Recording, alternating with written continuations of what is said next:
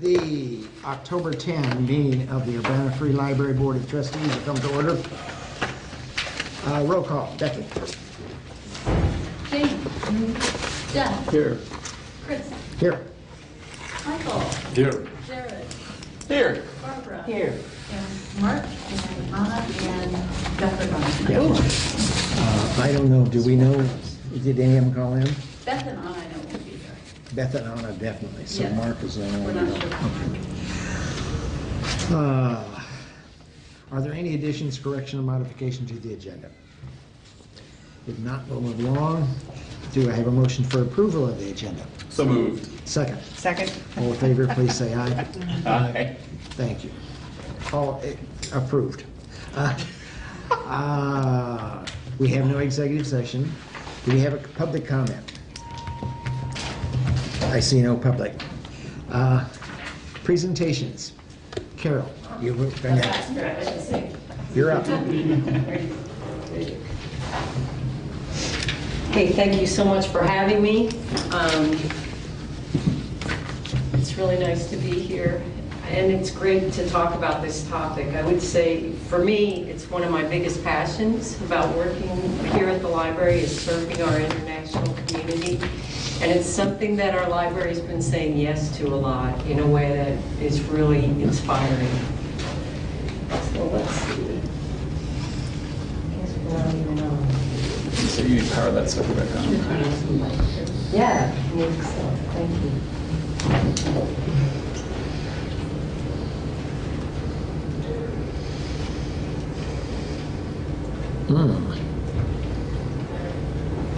It's coming out. Let it warm up. Yeah.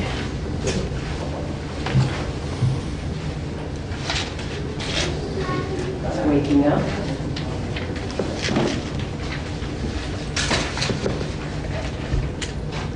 Okay, so we know Urbana is a very diverse community. And if you look at this snapshot from Urbana School District, and you see there on the right, 13% English learners in our Urbana school system. If you look at census numbers, they say about 13.2% Urbana is foreign-born. People come to Urbana for many reasons, seeking economic opportunity or education, and we know that it impacts us through the university, but also people coming here from very desperate economic circumstances. We know many people who come to our community as immigrants are fleeing war. Some of our Congolese patrons, for example, are fleeing violence in Central America or other countries in conflict. So of course that means people come with really different kinds of needs. We have very highly educated people or people without formal education, or something in between. We may have someone from a country who's fled here from violence. They're accredited and a professional in their home country, but they're really starting at zero here in Urbana. We have people who come with tremendous financial resources, and we also have people who are really struggling at the bottom of the ladder here in our community. People who are fluent in English, have studied English in their home country, are quite literate in English, and people who even have been here for some years, who are still really learning English at a very beginning level. We have people who come with legal status and people who are undocumented. When I looked at some stats from the Coalition for Immigrant and Refugee Rights, they estimate that just in Champaign County, we have about 11,000 undocumented people. We have people who come with strong family and community support, and then we have people who are very isolated. We had a person attending a program this summer, unaccompanied minor, a young girl, 16 years old, with no family here, no English skills, completely starting at zero. So we have that whole range. And of course this means this lineup of different needs and abilities that people come with means there are some different barriers people face, and there's three right off. Of course, we all think immediately of language barrier. A second barrier is many people are coming from countries that don't have a public library system or Libraries may cost or may not have the kinds of programs and resources we have available, so they may not even realize what's possible.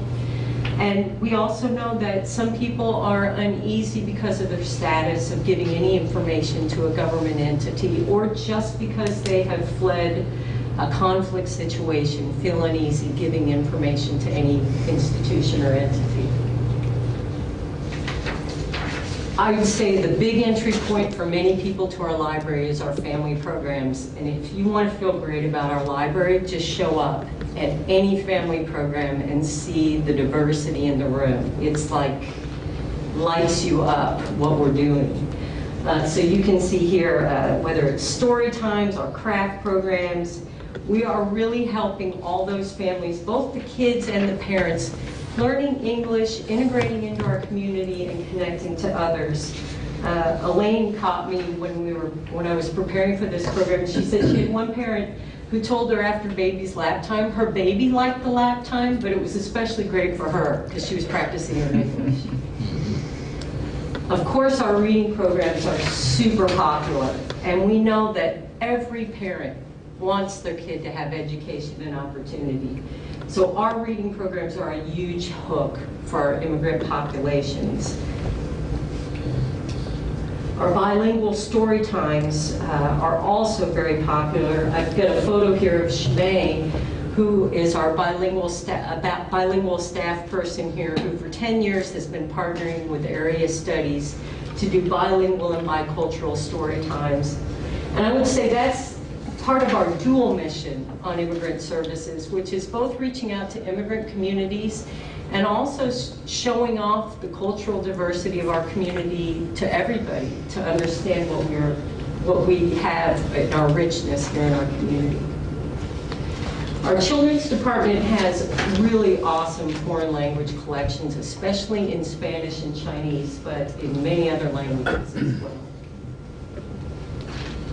The intergovernmental agreement is probably one of the most exciting things our library has done in a long time, and hats off to Celeste and Dawn, I think, who really did the heavy lifting on this. This is the agreement between the library and the Urbana School District that will allow every income-eligible child who lives outside the library taxing district to get a free library card. And this last paragraph is profound. This will provide library cards to about 1,100 students, potentially. And many of those are low-income people who live in the apartment complexes and the mobile home parks that are just outside our library district. I did a tour for an ESL class from Urbana High School just a week and a half ago. I think every student in that class lived outside the library district. This summer, we did a pilot program of summer English conversation classes. We partnered with accredited ESL teachers in our community who volunteered their time. We hosted 8 sessions, over 150 in total attendance for that, with native speakers attending who spoke Spanish, French, Turkish, Persian, Portuguese, Vietnamese, Chinese, and native languages of Congo and Uganda. It was such an awesome feeling in that room. And having this conversation class filled a gap in programming for ESL students because of Urbana adult education closing down in the summer. We were able to fill that gap, and many of those students transitioned back over to Urbana adult ed. It's something very successful, and are strongly considering doing it again. Our ESL collections are very popular and helpful for all learning styles. You can see I've got a range of the formats. I also brought some of our popular stuff just to display over here. So books, audio books, DVDs, and then we have our 2 online programs for learning English, Muzzy for kids and Mango Languages for adults. Exciting thing this year, when we looked at our relative use statistics, it showed that that collection was popular enough that we really should be adding materials. So the Friends donated $2,000 for that. And we partnered with Urbana Adult Ed and our Conversation Partners program. And they recommended materials that tutors and teachers are using in town. So we beefed that collection up.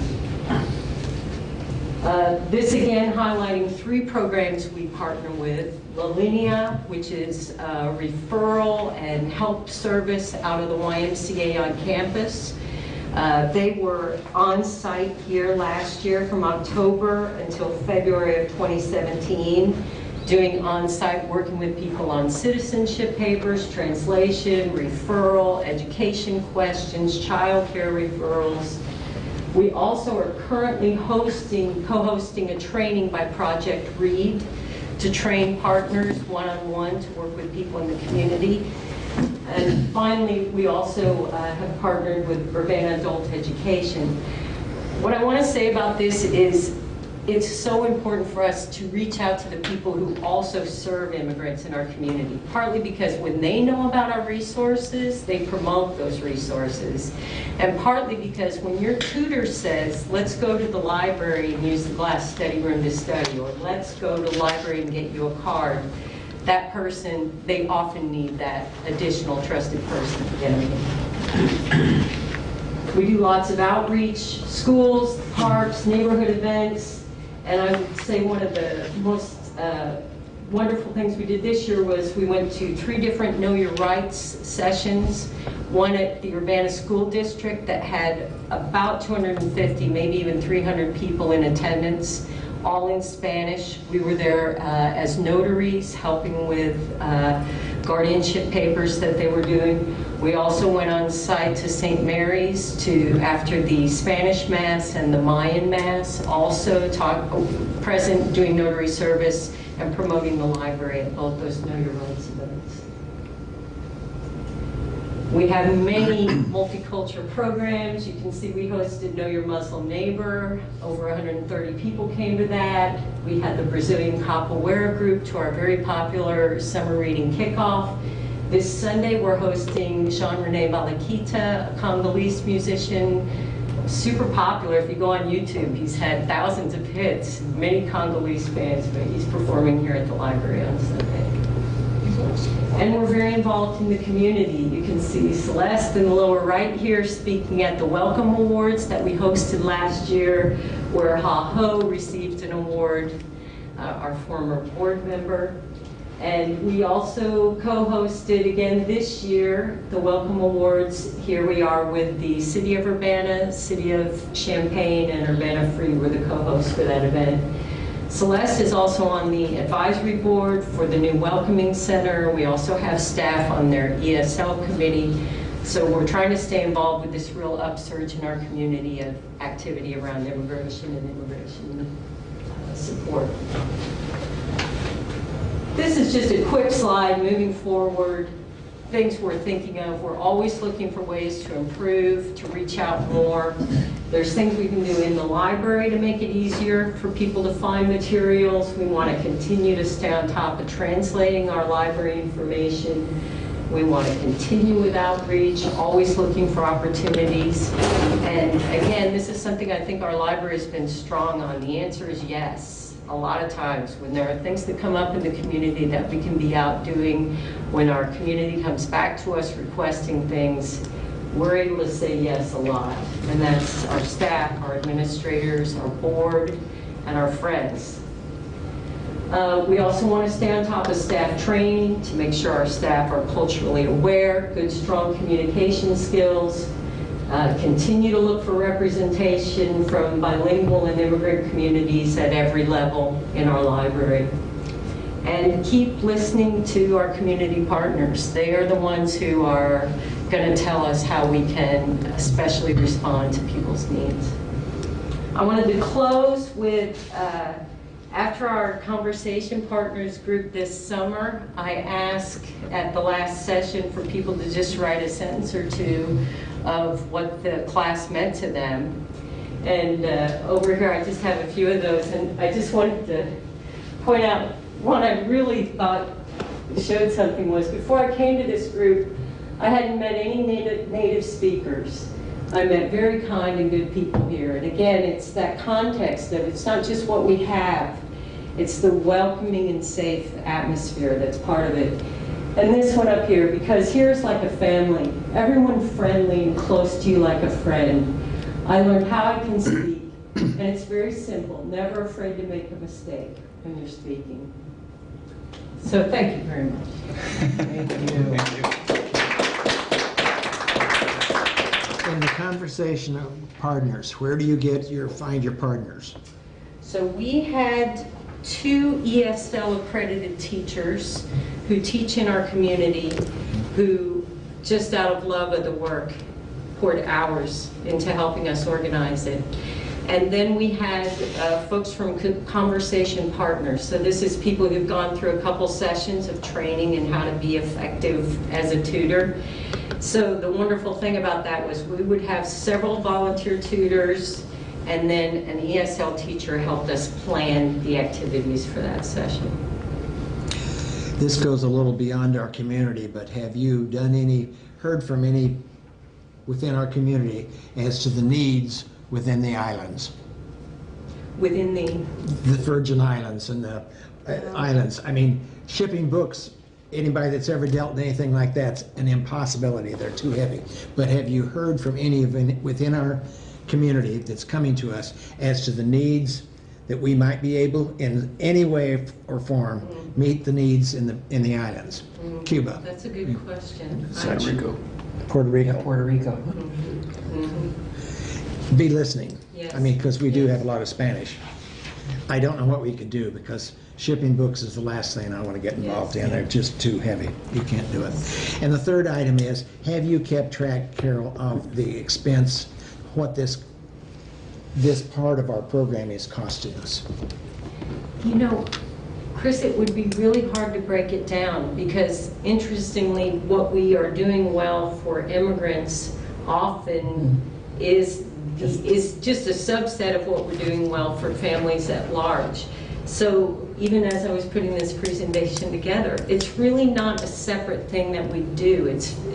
There are occasional programs like the conversation class that really target our international community. But if you come to any of our programs, they're tremendously diverse. And if you just spend time sitting in our computer lab or watching Checkout or going to a music program on a Sunday afternoon, those are also immigrant services. And my last question would be as to, is our collection of foreign language materials adequate? I don't know how you define adequate, but And you're talking about, our collection than we have, and we've pushed for several years to get more. Our Rotary program, we've promoted getting materials for foreign speaking. Is our collection adequate for the demand that we might have? and are you speaking of ESL, learning English materials? Or? Not necessarily, just books and materials that we have on the shelf. Do we run out of materials sometimes that people somebody comes and, let's say they're Hispanic, and we can't find anything for them? Is that happening? Should we be trying to expand our budget in international acquisitions? If I could speak to Yeah, that. please. We always have a nice selection of materials on the shelf available for community users. That being said, the relative use statistics indicate that given the size of our collection is indeed very popular. So while we do have items that are on the shelf, it would behoove us to continue expanding that section of the collection so that we can offer an even broader and more rich experience. We're also looking at the possibility of expanding the number of languages that we offer, given the growth and diversity in the community. Other questions? Yeah. Yeah, I just want to comment again. I mean, some of you know this is just near and dear to my heart. I just think this, just based on international meetings I went to this summer and other things, what we're doing here is pretty special. Yeah, large libraries like Queens Public are doing all kinds of cool stuff for immigrants, but we are a small city library. This is just extraordinary. And I gave a talk about this in Slovakia in August, and people were just amazed. And I just want to say kudos to everybody, to Celeste, to Carol, to all of you for doing this. It really is extraordinary. And I have a friend, finally, Rebecca Swartz, who works over at the university, and I cannot remember the name of it, but it's a UIUC Office for Brain Development of Kids in Crisis. I wish I could, but I went over there to get some help before I went over to Slovakia about what kids in trauma need. And she said, the Urbana Free Library is doing everything right. So you all need to know that if you haven't. I've often thought, I wonder what would happen if Rebecca's office, which I can't remember the name of, and you guys put together a grant. I don't know, it just an idea about brain development and stuff like that, because you're doing it right. And Rebecca's doing it, I mean, university's doing it right too. So anyway, that's my comment. Thank you, congratulations. Yeah. Jeff? So just as you started, a little face popped up at the door there. There's a little Chinese kid who's in my, and he's pointing me out to his dad. It's like, what? So I used to teach pottery till not so long ago, and we'd have these classes, and we attracted so many foreign parents and their kids and stuff.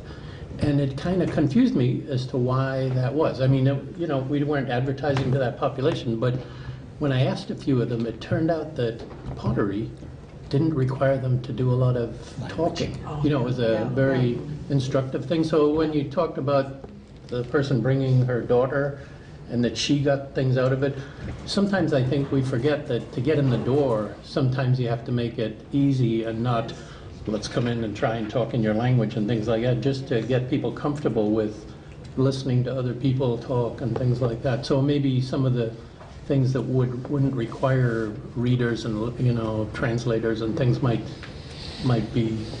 I mean, Yes. don't sort of disregard them. Yeah. I'll go last. I'll go last. Okay. Anything else? You're allowed to have a translation department now.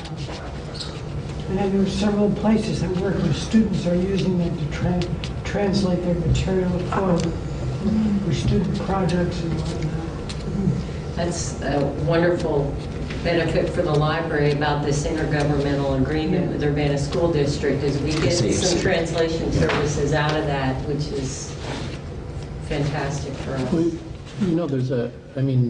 for the blind, you can have books, your textbook made into Braille and things. But just now that I think of it, I've seen kids in 4th, 5th grade from China, no English, sitting there with their translator, listening to the teacher trying to translate their worksheet. I mean, there might be a need for that kind of gross, here's a sheet that I need translated for school-related things. It's kind of interesting to see. We did this last year, and we're doing it again this year, where we had a tour for the ESL class at the high school. They did the tour, and in the course of the tour, they heard about Teen Open Lab, and none of them had come to Teen Open That would Lab. be, yeah. And there's just this sort of barrier of like, how do I get myself in this loud room where everybody else looks like they know each other? And so Joel and Lauren, those kids came back the next week and they set up Teen Open Lab, and it was just the ESL class in there with their translators, try things out, meet Joel and Lauren, and then it gives them a chance to, it's again that like foot in the door, like you're saying, Jeff. It's not necessarily that we have to translate every single thing, but we have to keep the door open wide and help people feel comfortable. So they're doing that again this year. Not to beat a dead horse, but does Champagne do any of this kind of stuff? Yes. No, I'm just wondering if they... You know, I actually am not an expert on what they're doing at Champaign. Celeste, do you know whether Champagne's doing anything? Off the top of my head, I don't know what they're doing in this area.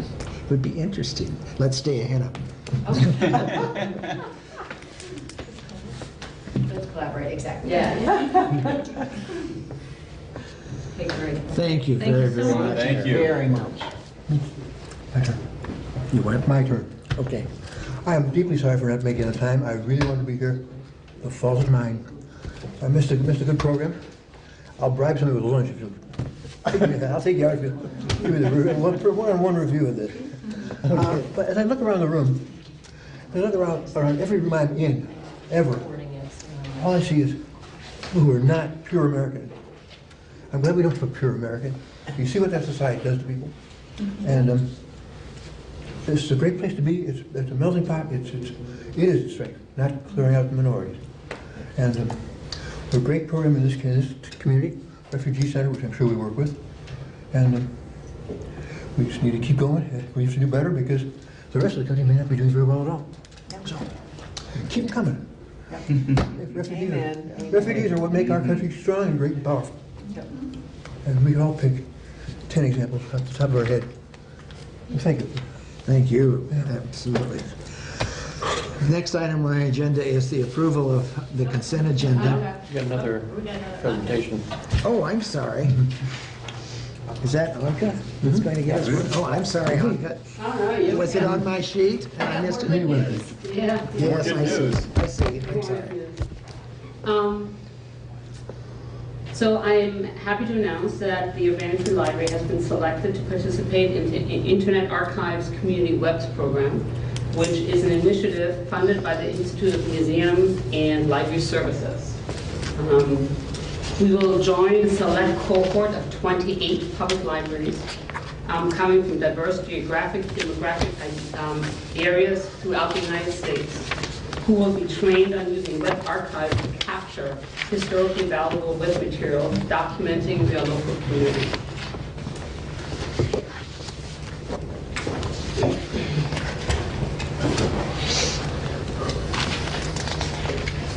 What are those types of web resources? Local history collections have long served as vital resources for dynamic communities.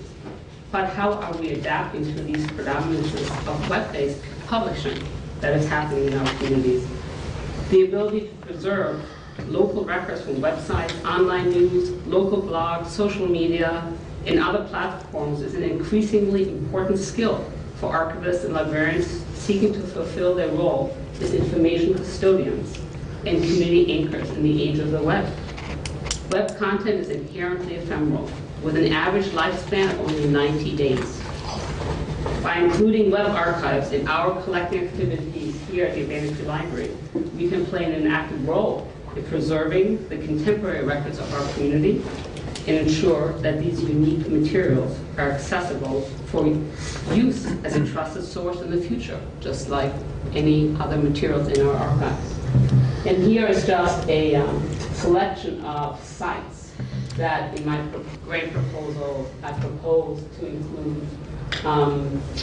So you can see it includes both websites from various nonprofits, but also social media sites from also nonprofits and other types of organizations. And it can include other units of, it can include our library, city websites, departments throughout the county. And again, not just Champaign-Urbana, but including other towns as well. You might ask, what is the Internet Archive? The Internet Archive was founded in 1996 and is a nonprofit library located in San Francisco. The Internet Archive's mission is to provide universal access to knowledge. They collect published works and make them available in digital formats. They are building a public library that can serve anyone in the world with access to the Internet. They began in 1996 by archiving the Internet itself, a medium that was just beginning to grow at that time. After 20 years of archiving, as of today, and I checked, the archive contains over 360 billion web pages, 15 million books and texts, 4 million audio recordings, including 182,000 live concerts, and I can tell you many of those are the Grateful Dead. Because they were very good archivists. 3.6 million videos, including 1.4 million television programs, 1.6 million images, 196,000 software programs, and 297,000 collections like the collection we're going to be building here at the Urbana Free Library. Wow. So this is specifically the unit of the Internet Archive that provides web archiving services. So it's a subscription-based service, and we are getting a grant to participate. So ArchiveIt was built by the Internet Archive in 2006. It is the leading web archiving service for collecting and accessing cultural heritage on the web. ArchiveIt helps organizations to harvest, build, and preserve collections of digital content. And then content is hosted and stored at the Internet Archive data centers in California. So none of this content will need to be being stored on resources that we provide. It's being stored at the Internet Archive. It will be in perpetuity. They currently work, the ArchiveIt currently works with 400 partner organizations in 48 US states and 16 countries worldwide. And the types of organizations they work with include college and university libraries and universities and colleges. So for example, the University of Illinois at Urbana-Champaign has an account with ArchiveIt, and the entire website of the University of Illinois at Urbana-Champaign is crawled by ArchiveIt on regular schedules. State archives, libraries, historical societies, federal institutions, non-governmental organizations, museums and art libraries, and increasingly public libraries, cities, and counties. You can read it. We'll be joining in our cohort, again, a distinguished cohort of public libraries, and I'll just name a few. The Birmingham Public Library, Brooklyn Collection, Chicago Public Library, Cleveland Public Library, DC Public Library, Kansas City Public Library, Queens Public Library, San Diego Public Library, the San Francisco Public Library, the Schomburg Center of Research in Black Culture at New York Public Library, and many other wonderful public libraries like the Urbana Library. So we are very, very excited. And you can't see this very well. So it lists different public libraries that have been added to the list of sites that ArchiveIt crawls and preserves. And these are just some examples from one site. The Cleveland Public Library actually is one of the lead libraries in this cohort because they've been web archiving their community, their government organizations, their city sites for about 10 years. So they're going to be the lead. And actually, a former employee and colleague at the university, Chatham Hewing, used to work in the Brooklyn Manuscript Library here at the U of I, is actually heading that digital initiative now at the Cleveland Public Library. So I'm looking forward to working with him and the rest of the cohort. This is, again, just an example of a website that the Cleveland Public Library crawled and is now preserving in the Internet Archive. This is the City of Cleveland's website from 2015. So you can go back to the Internet Archive and you can research the website for the city. So here, if you can't see it very well, probably lose it, but this is our link in ArchiveIt, the Internet Archive, called the Urbana Free Library. We don't yet have any collections that we have crawled, any sites we have crawled, but our site is established, and soon I'll be populating it. And so through this grant, so not only were we selected as one of 28 public libraries in the United States and to be in this core, through this grant, each library will receive the equivalent of $25,000 in web archiving services, equaling 0.5 terabyte of archival data, budgets per year for 5 years, to build local history web archive collections, and this includes access to and training on the ArchiveIt web application. So I'm very excited to get started. My first extended project leadership training will be held at the Internet Archive in November. So I'll be traveling out there, and I look forward to reporting back to you with updates about this exceptional opportunity. The 25,000, is that per year? No, that's a total. That's a total. But we also receive about $3,200 in the first 2 years. So the actual project of training is 2 years, and we've received a little over $3,000 each year to support my training and attendance. And so there's also the expectation that I will take what I'm learning here in our experience to conferences and present on my own, but hopefully with other cohort members. Going to professional conferences, so that money will be there to support it. But the 25,000 will be past those 2 training years of training. We'll have 5 years where we can continue to ask the content that is included in the print. What have you and Kathy done to promote this so far yet? Not yet, because Okay. it literally has happened. We just signed our memo of understanding with Internet Archive last week. So we really couldn't put it out there. I am blown away at the possibilities. Me too. And this needs to be big-time publicity in Yes, this big time. local media. I want to see this blown out of shape. We're waiting Not for just them local to do media. their press release. We have so some we neat can- friends Oh, yeah. in the world. that- Yeah. They're gonna do a press release, and we wanted to piggyback on theirs as opposed to doing ours first. Okay. So in part, what we're waiting for is to see how they're approaching it, and then yes, Chris is gonna be, Oh, we're gonna be geez. talking it up. Anka's gonna be fabulous at this. We saw people- NetPAP was, October is Archive Month. And Matt and I have been, NetPAP at WCIA, have been talking about me coming on WCIA to talk about Archives Month. And this will be a great, Pick Kathy's brains before she gets away. yeah. This is fabulous. Jeff, you started asking. So, what are you going to have to do? I mean, they're gonna crawl these things, or are we gonna do the actual finding of the content and transmitting? I will be the one administering our collection. So I have to create the parameters of the crawl. I have to submit the relevant metadata to the archive site, and I will schedule the crawls and evaluate, what is being crawled. So it's not just that you have a website and you send, a spider out there to crawl the content.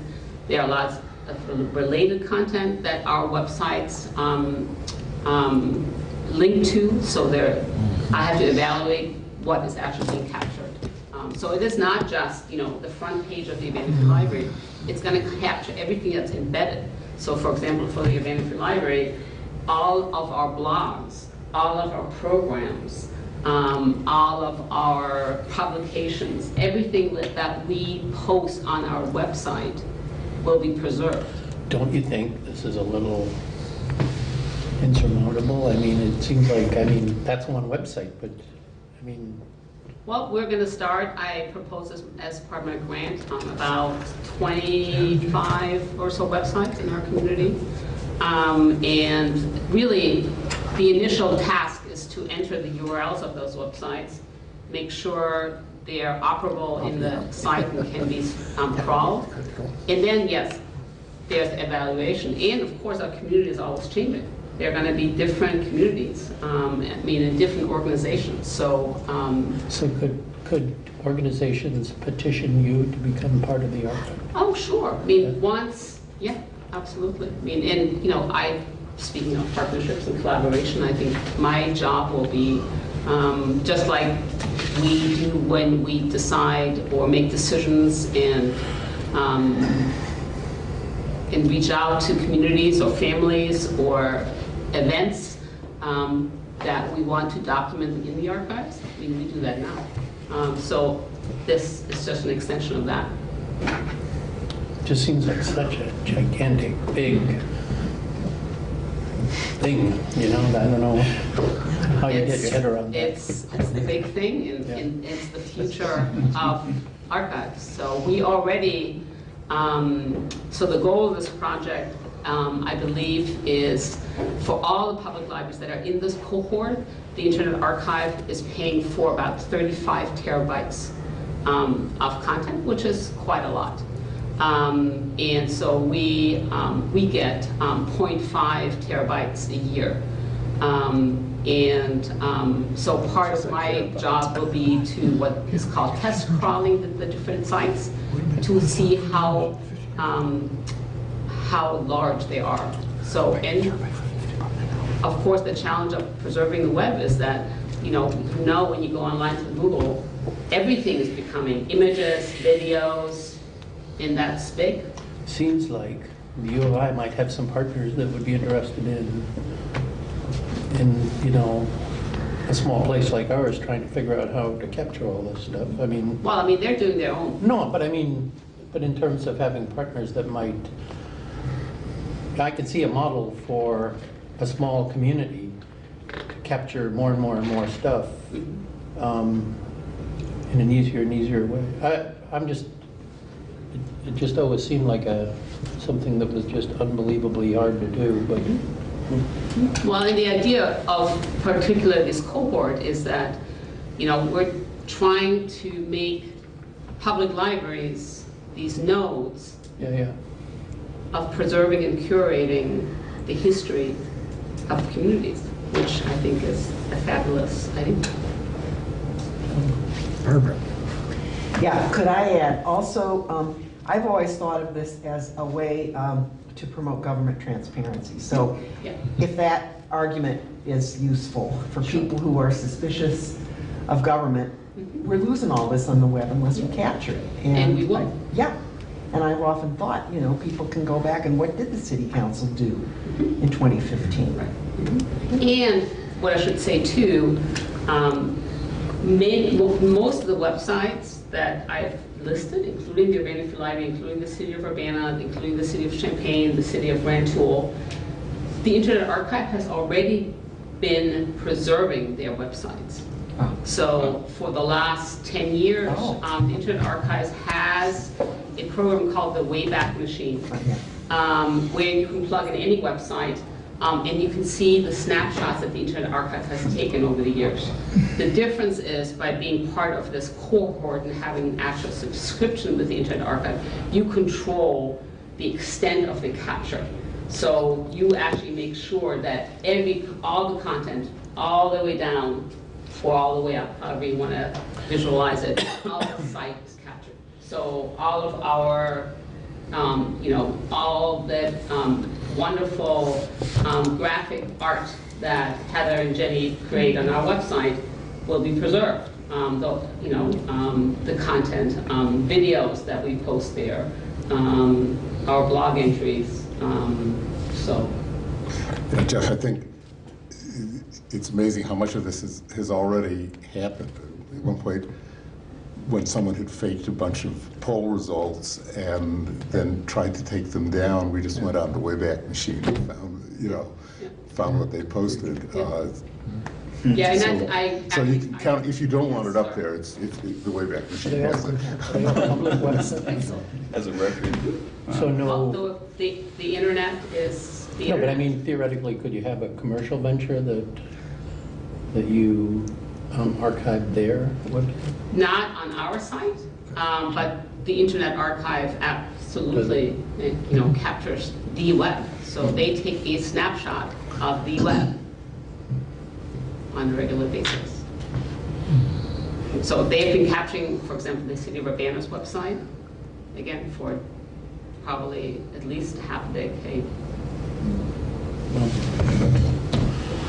I heard somebody talking about national publicity, and I don't know what it takes to get national publicity out, and good publicity, but there's still an impression, I'm sure, out there that Urbana is the bookgate to the library. Anything we can get out wide and broadly spread is better, is good. People hear good things about Urbana and every other community that does these sorts of things. Thank you. Well, and thank you for Celeste for supporting me in applying for this grant and supporting this effort. So we're excited. Whatever time it took, it sounds like it was worth it. Yeah, it was. We're excited. Thank you. Thank you. Thank you. Is someone else using this machine? Yeah, I'm gonna. That'd be great.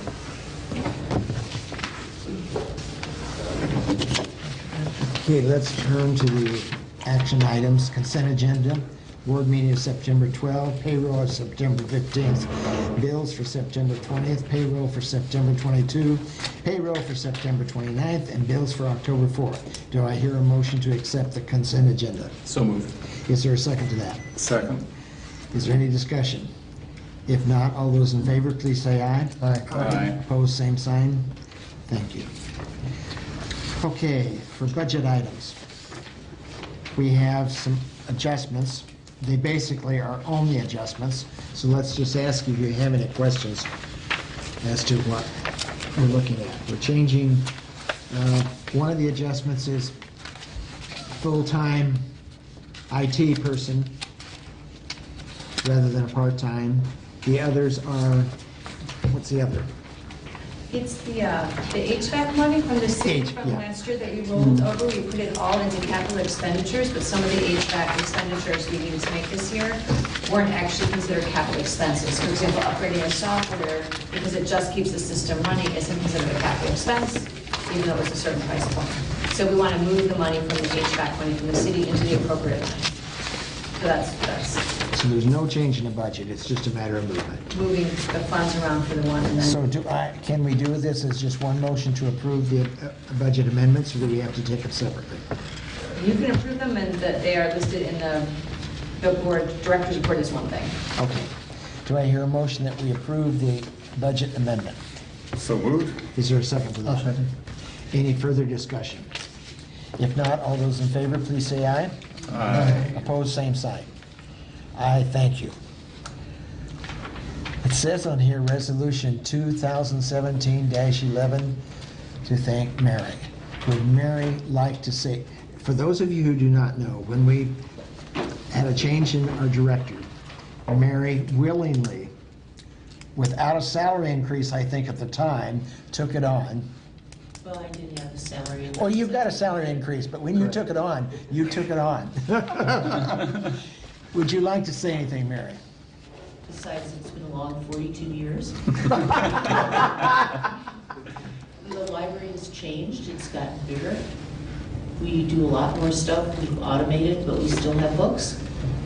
We have new formats that weren't there when I started. We had Super 8 films and 16 millimeter films, and it was before VHS. And I still remember Fred debating whether or not it would be the Sony Betamax or VHS.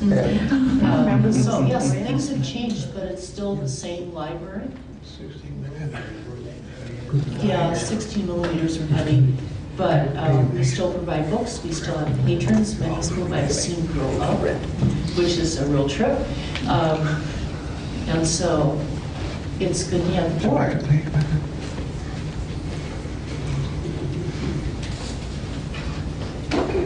We probably sit in the corner, but.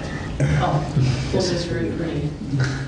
And I had never met her husband before this evening, but I told him that by Mary taking her retirement, he's in for a real jolt. Termination. Okay. Those of you who haven't met Bob, he worked at the Lincoln Trail Library System for 37 years, where he did buildings and grounds and vehicles, sort of like what Kathy does, except we don't have a fleet of cars, which our homebound service could have used that. Ops manager for the facility and in charge of the deliveries of the system. Very good. Wow. Thank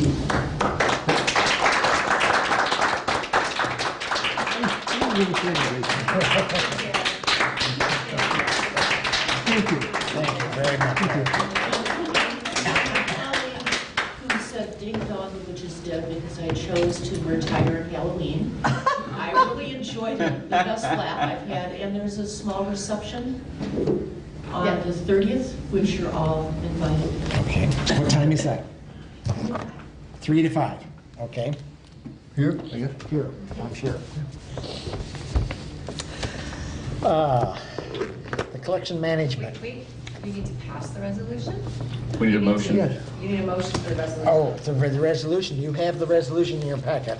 And like I say, the one thing I wanted to point out is she took the interim directorship initially without any additional pay. We paid up. But do we have a motion? I hope you've read through the items that itemize the things that Mary has contributed.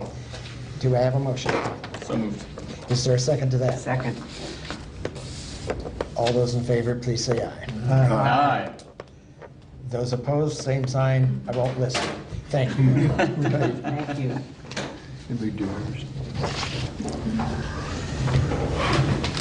Okay, the library collections. There are 4 collection management items. The library collection management, the children's service collection, adult service collection, and the archive collection. These are not for approval tonight. These are strictly for discussion, so let's take them one at a time. Does anybody have any questions about the library collection management, section 2A? Barb, did you? Oh, I just wanted to say thank you for keeping in the number 8 American Library Association policy statements about selection and freedom to read. That's it. Any other? Okay, section 2B, the children's services. Any questions? It looks pretty clean. It didn't get a lot of red marks on Can I it. interject? So, Dan? Yes, So please. 2B and 2C are the very specifics about departmental purchasing. These are the 2 policies that the staff have recommended for retirement. B and So- C are recommend for retirement Correct. Okay. because they've been rolled into these other 2? Because the first one is the overarching collection development for the library as a Yeah. whole. That's the one that Jarvis was talking about. Yeah. Okay. And so staff felt that 2B and 2C can be retired because 2A, the overarching one, covers the needs of the library in that broad sense. Okay. And that in developing a collection development manual, that 2B and 2C can be incorporated at a more granular level in those day-to-day decisions staff are making about what to purchase when, and what to leave when, and those kinds of things. Will, if they're dropped, are we voting to drop them then? We have to approve.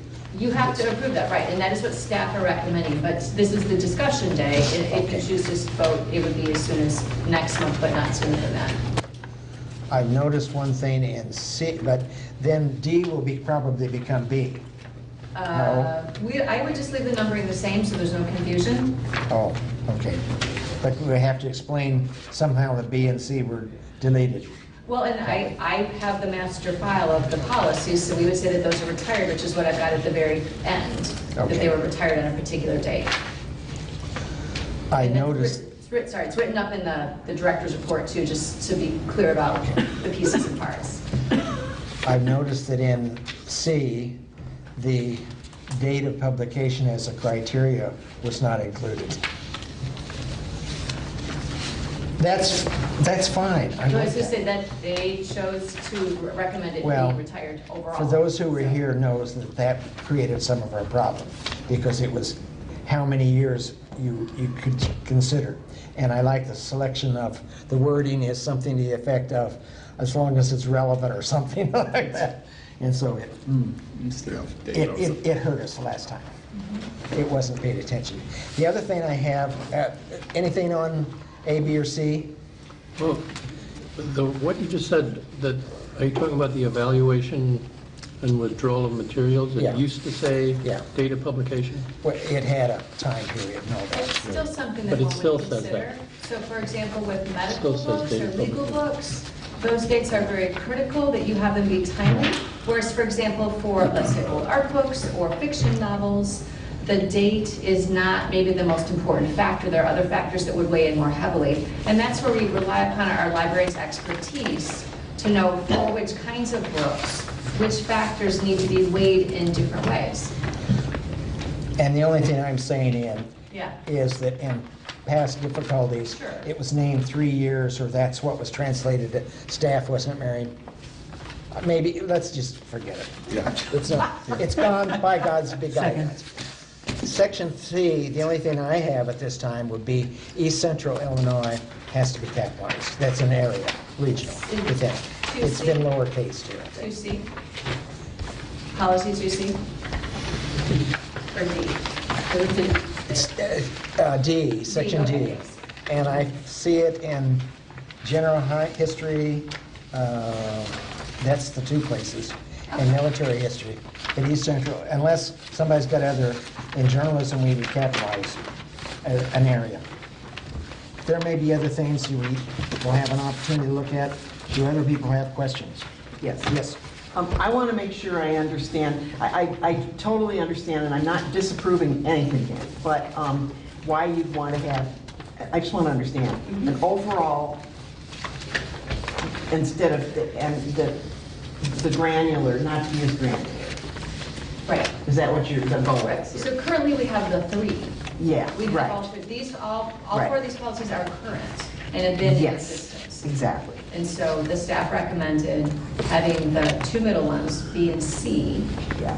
become the regular who they are at the staff level. Right. Decisions and not be policy. Yeah, and not be sticking with the policy. overarching ones. Got it. So my question is was there any philosophical change, and I don't know how to say this, by taking these 2 away? Like, is any of the scope changing, or is any of the, nothing's changing? No. Is anything being added to the scope? Well, the staff are just now starting the process of Okay. developing the collection bill manual based Okay. on these and Okay. looking at our budget, looking at statistics of use, and then also looking at information that was created in a project that Mary's library school student did. So we have a number of resources to pull on to create this manual for staff to use. Okay. And finally, let's take the example of, during Carol's report, we talked about, do we need more books in the multilingual? How would this work affect that decision? In other words, I'm just trying to get a concrete example of how deciding to get more multilingual would relate to the collection management process. So it will depend in part, 2 things. It depends in part on how the manual is laid out. There's a number of different approaches. Okay. But I can tell you that on a yearly basis, we sit down and look at the materials budget, which we want at that higher level, which we did this year. We increased the materials budget by about $60,000. Okay. And so what Rachel has been doing with staff is saying, in the areas that you're responsible for, where do we need to do some more reading because the books are older and then we need to Okay. backfill the collection to bring it up to speed? Great. Where are the areas that we haven't developed as fully as we would like? Where are the areas that are super popular, we need to buy more multiple copies? And so those kinds of discussions are happening at the departmental level Okay. when you look at the money overall and the use of the collection so that we can serve our community well. So, Right. does that I was help just answer your curious. question? Yes, I'm not criticizing any of it, I'm just, wanting to know how that would work. Okay, thanks. Any other questions? So there was just this brief reference in C, I think, to the withdrawals about, so on the last page it says, the reasons for withdrawal, physical condition, et cetera, et cetera. And then it says near the end, cooperative collection agreements or collection strength. And in the new policy, collection strengths is there, but you dropped a reference to cooperative collection agreements. Is that because you don't have any cooperative collection agreements? The cooperative collection document that we have at the Champaign Public Library is really old. That's what we And were we'd like talking to about do- last time. Yeah. We'd like to reevaluate that with them. So are we still doing that? Well, I just thought, I'm just saying it wasn't in there. I just wondered if, you didn't have any now and you didn't want to have any, so. No, what we want to do is evaluate it with Champaign and see if it's still something if we want to have that thing still, it needs to be updated. Okay. There has been no discussion yet. Not yet, Okay, not yet, but in just the past month, we've been looking at this. yeah. For those of you who've been around a while, there used to be a push even at ILA for specialization of collections, and that would have affected this, and that didn't happen. Yeah. So that, I think, kind of plays into Thanks. it, I believe. That didn't happen because The people... libraries didn't want to do it throughout the state. It just went down. She wouldn't have been here. Would you have been involved in any of this? No, because, oh God, academic libraries tried to do this. And the problem is you take responsibility for a certain subject, specialty, but your general population then comes into the library and they don't know what's going on. And they don't want to drive 50 miles to get a book that isn't on this. They wanted to be able to browse. I'm old. This was in the days of browsing. And they wanted a public library to have a nice general collection. Yeah. So, anyway. It just seems like Illinois Heartland, this is like, you know, if you really got smart about this, you could have people collecting all sorts of books around knowing that you could get them quickly, save people a lot of money, etc. But I could see that. I feel the same way, so. Yeah. But it might come back. if We you- thought it was a great idea too, intellectually, but then it just didn't seem to, we couldn't get it to work out. Okay, Anna isn't here. Anything, do you know, Celeste, anything from the Friends we need to report? They are having another book sale in November, the same week as your board meeting, and the same week that Maggie's Steve father is coming. So the board meeting will not be in this room because the book sale will be set up that day. So you're going to be in the archives, either in the archives or in the Saturday concert. Yeah, in the archives. So your board meeting will be in the archives in November. And the book sale will be here that week. We can get out some pretty stuff for us to look at. Ike. Now I'm stuck. The board meetings are generally on a Tuesday, and the book sale will begin on, The book sale setup happens on Tuesday. That auditorium will be full of books on Tuesday evening. So unless we want you to sit on top of boxes of books. Yeah, but, sorry, to answer your question, Thursday night is Friends Night. yeah. I'm just stuck, because we show up here Wednesdays. We set up the books Tuesday. That's right, okay. So we will It have takes to. some hours. I just thought somebody worked overnight, you know. The ferries The book sale fair. came in. Right. It doesn't cost anymore because 1.5 times pay of $0 per hour. It's the same. We save money. Celeste, can't think of anything new from the foundation. Is there They anything? are gearing up for the fall campaign. Yeah, but that is not anything this board has to Right. work out. Letters not out yet, but you'll receive one.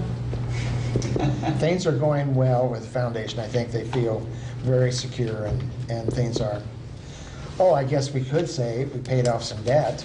That has come about since the last meeting, hasn't it? No, they paid that up a while back. Was that 2 months ago? Okay. I can't remember. Heartland, anything new? Well, they had another training session with Laura Huth, and they just think she's the greatest. And so they started this renewed effort for advocacy and that kind of thing under her direction, or at least, with her help. And it really seems like it has made a difference. They've sort of targeted what they're doing, and they're not talking about, Facebook and this and that. They realize they have to be more specific. But anyway, Laura represents Urbana. They kept saying things like, well, maybe we should talk to the Chambers of Commerce. And Laura would go, well, from my experience, you don't want to talk to the Chamber of Commerce in Champaign County because they want, So, they've got some real world stuff. They had their budget approved for $4.3 million, which is what they used to ask for every year. I don't know that means they're going to get it, but the library, the State Library approved that going forward, which is a step in the right direction. And then on the news tonight, they were saying that the state actually owes a heck of a lot more money than they thought before, that they pulled out all these bills that people have been sitting on. And so, and the feature was a dentist who might be going out of business in Champaign because he's like 15 months behind in getting payments from the state and things. So, But when they pay late, they pay over 8%. well, but he said he's taken out loans just to keep his business afloat. I guess he must be one of those guys that you can go and get your work done and not have to pay him up front, and he'll wait for the payment. My from the dentist state. requires it up front. Yeah, most do. Yeah, most. Anyway, they seem like they're back on track, and I'm on the personnel committee. We haven't met for months, and all of a sudden now we have to meet because they're proposing hiring 2 or 3 people. So things are looking up.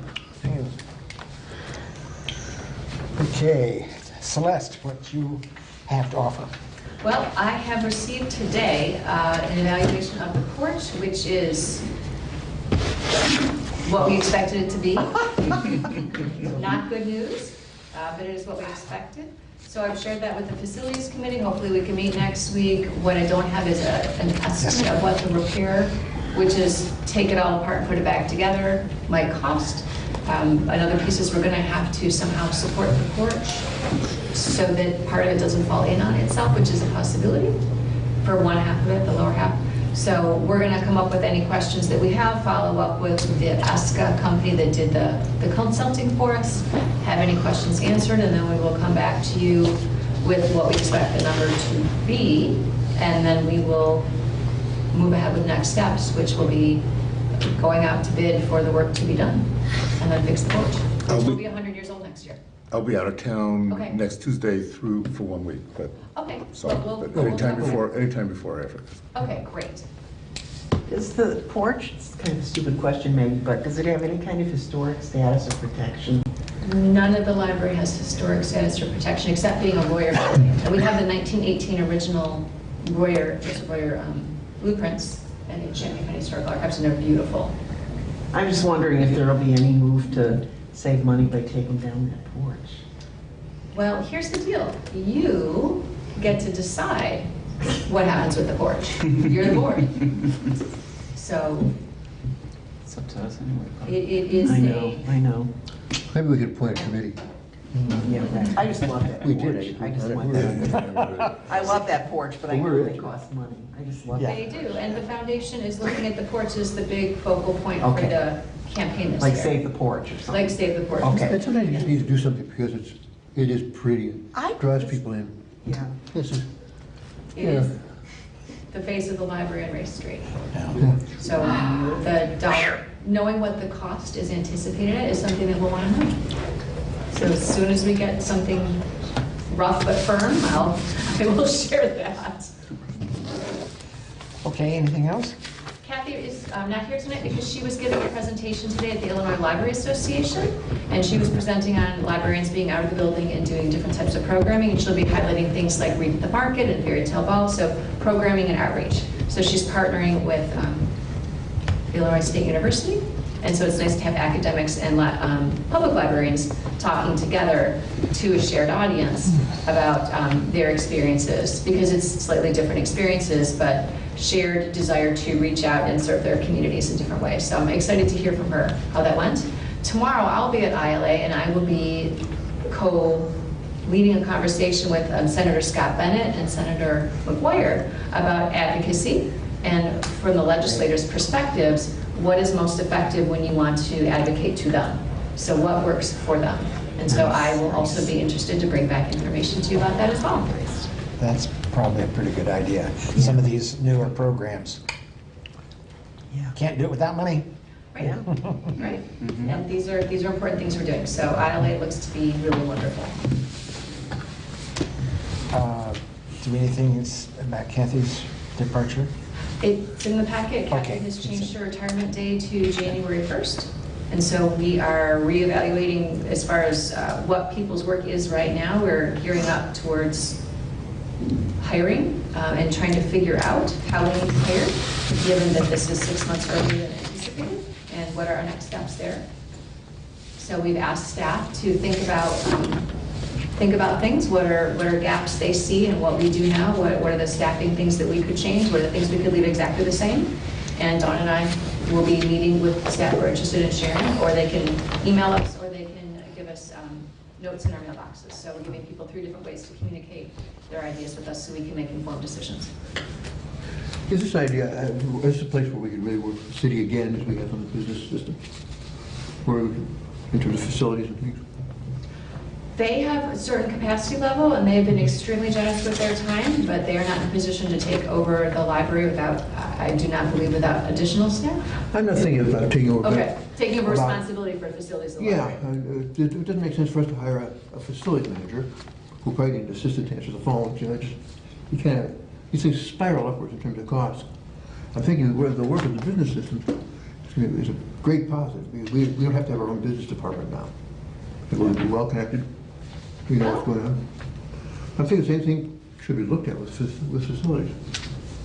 That is exactly what we're evaluating as part of these conversations. So we know what Kathy had said, the amount of time she used to spend on facilities. And we know in the past year or so, with all these different projects percolating up with a lot of intensive work and writing and RFPs and RFQs and all that. So the question is, looking ahead is what we do.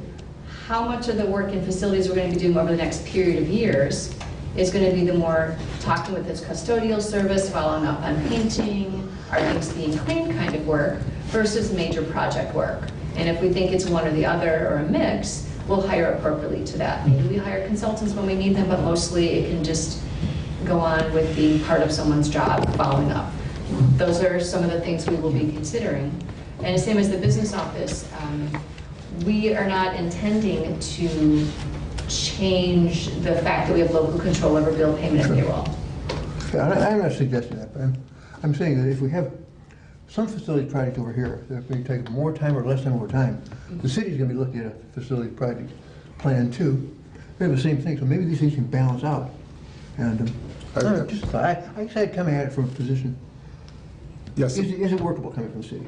Yeah, I agree with the gist of that, particularly on the big projects, where people who sort of look at big projects routinely are sort of set, they kind of know what's involved, and to the extent it could be merged with the city, the better for that. For more routine stuff around here, it's probably more important just to be familiar with how things feel day to day, but yeah. And we're very pleased that with this, all these initials all run together. The ESCA, ESCA, is the company that's evaluating the porch. ESCO is one of the initials that you can use to describe the energy savings thing, or GESP. So to speak to the project in which the library's energy efficiency and the city's energy efficiency is being evaluated by a company named CTS, the city has said they will oversee that whole program. So with those large projects, they're going to oversee the work, and that may include replacing our air handler and chillers. So that will be part of a big project, that if they're willing to oversee it, we said, thank you, yes. So we are, as much as possible, using the skill set as they are able to help us with that work. So we are on the same page, I believe. Anything to report on the installation of the chiller and all, as far as last time we saw pictures, and I think that was finished that day or something, right? The boilers are in and working, and they're working through the punch list. And then the chiller failed, and we got it fixed. So we're just, and the condensers are, Was that the new chiller that had the problem? It's not new. The chiller's not new. The boilers are new. Okay. The chiller is old, and that's on the list to be replaced between now and spring. And that is definitely high on our priority list of the energy efficiency pieces. Condensers in the chiller are failing. The chiller other parts are failing. So God bless our chiller. Let's just hope it lasts a couple more months, a couple more weeks till we don't need it. Right. Until it gets cool enough. It's not long. Anything else you want to add? I think we've been pretty darn busy, and I am just so impressed with my colleagues, as I always am, but there's so many wonderful things happening. And I know you see the calendars and come to programs and check things out, but it just seems particularly vibrant recently. I don't know how many of you, when you go on vacation or any place, go to visit something. I spent some time a week or so ago in Columbus, Indiana. I don't know how many of you have ever been in Columbus, Indiana, but their buildings are all designed, well, all, the big churches and the big things are all designed by known architects. Their visitor center is right next to their library. Their library is a $4 million a year library budget, so it's very similar to ours, and it is gorgeous.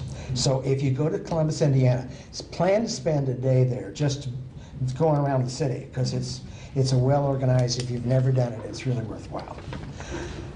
Second thing is, I recently received a letter from a newsletter, and in that newsletter, they listed 6 projects, I think it was, ranging from $300 to $5,000, and kind of described them in a little paragraph. And they anticipate, this is the second or third year that this group has done that, and last couple of years, they've gotten every project funded by donors. So I'm suggesting that in our newsletter, we start picking out little projects, and it's only $200 to list it and tell people why it's needed and what it is, and we might get a donor. I think it's a real way to go at raising some money.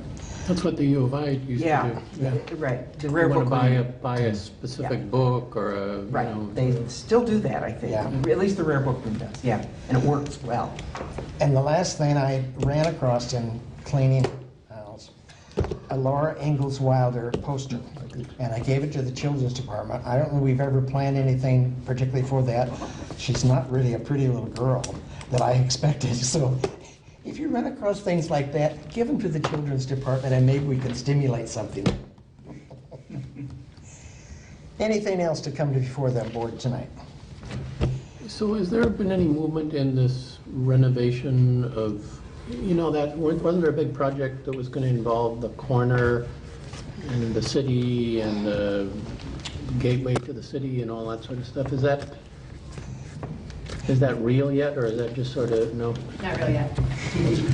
Where's it gonna be? Well, Green Street The corner we just got. is MCOR, yeah. Oh, So that when you came into the city, the first thing you would see would be our porch? Well, no, but maybe they'd be interested in helping make the porch They be say, a... but that requires sort of entering the city by helicopter because you don't enter the city. now there you go, a From the helicopter, right? elevation. Right, yeah. No, but you would come up to Lincoln Square, and then you would turn Yeah. to go into the city, and the first thing you'd see would be our porch. So maybe we could get a rich sugar daddy. No, maybe the city, I mean, it used to be on the Arts Commission, like, we could certainly make a proposal to them to help support that, since it's a architectural thing, and what's his name? The city council guy, he was always coming to the Arts Commission trying to get money for the architecture district, you know? Dennis Roberts. Yeah. Dennis, So- Dennis is, yeah. But since it won't have to be